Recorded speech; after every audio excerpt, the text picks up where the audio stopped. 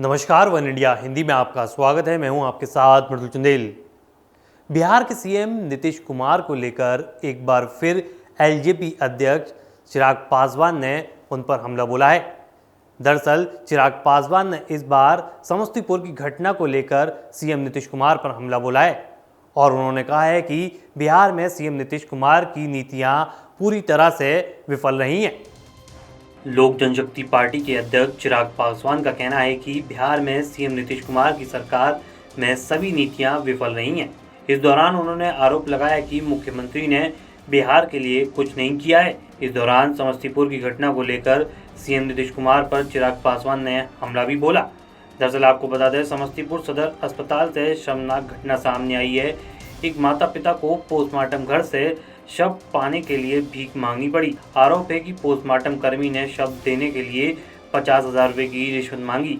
माता पिता का भीख मांगने का वीडियो सोशल मीडिया पर वायरल हुआ है। घटना 7 जून की बताई जा रही है। पूरे मामले की जांच के लिए सिविल सर्जन ने टीम गठित की है। शर्मनाक, इससे ज़्यादा शर्मनाक और बिहार को शर्मसार करने वाली शायद ही और कोई घटना होगी।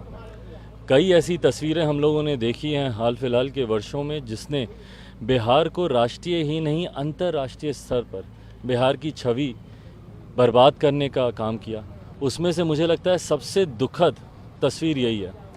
एक पिता, उसकी पीड़ा को आप समझिए, उसके पुत्र का निधन होता है। बिहार का एक जिला समस्तीपुर, वहाँ पर पुत्र के निधन के बाद वो पीड़ा अलग, वो दुख अलग, पर उसकी बॉडी को लेने के लिए जिस तरीके से लोगों से पैसे चंदा इकट्ठा करने की ज़रूरत पड़ती है, स्वास्थ्य विभाग जिस तरीके से पिता की पीड़ा को समझे बगैर उस पर और जले पे नमक छिड़कने का काम करती है, जिस तरीके से पैसों की मांग की जाती है विभाग के द्वारा, मुझे नहीं लगता कि इससे ज़्यादा शर्मसार करने वाली और कोई तस्वीर कभी किसी राज्य से हम लोगों ने देखी होगी।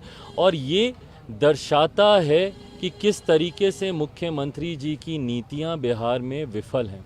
मैं बार बार जो इस बात का मैं जिक्र करता हूं कि भैया मैं नहीं मानता 7 निश्चय बिहार का विकास कर सकता है, ये उसका जीता जागता उदाहरण है। भाई 7 निश्चय में जिन योजनाओं को आपने गवर्नमेंट एजेंडा बनाया है वो तो मूलभूत ज़रूरतें हैं, वो तो वैसे भी आपको करनी ही है भैया। नली गली बनाना सरकारी एजेंडा नहीं हो सकता। सरकारी एजेंडा है कि आप अपनी आर्थिक नीतियों को कैसे बेहतर कर रहे हैं, प्रति व्यक्ति आय पर कैपिटा इनकम को आप कैसे बढ़ा रहे हैं।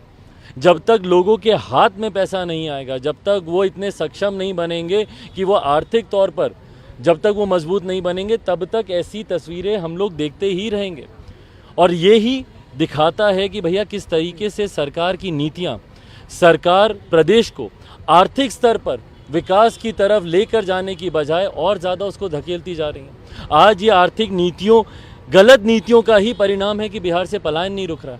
साल दर साल आंकड़ों में कमी होना तो दूर है, साल दर साल पलायन के आंकड़े बढ़ते जा रहे हैं। शिक्षा के लिए तो लोग जाते ही हैं, रोजगार के लिए दूसरे प्रदेश जा रहे हैं। और विडम्बना देखिए, वही बिहारी जो बिहार में रहकर, अभी मैं यहाँ पे STET के अभ्यर्थियों से मिलकर आया, जितने शिक्षक हैं उन लोगों से मैं मिलकर आया, वो लोग सड़क पर बैठे हुए हैं।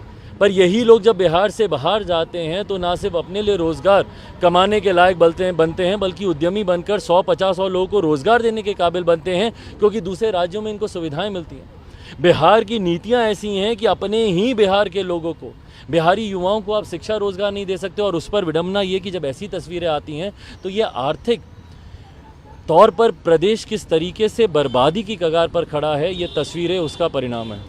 वहीं अब इस मामले पर एलजेपी के अध्यक्ष चिराग पासवान ने बिहार सरकार को घेरा है।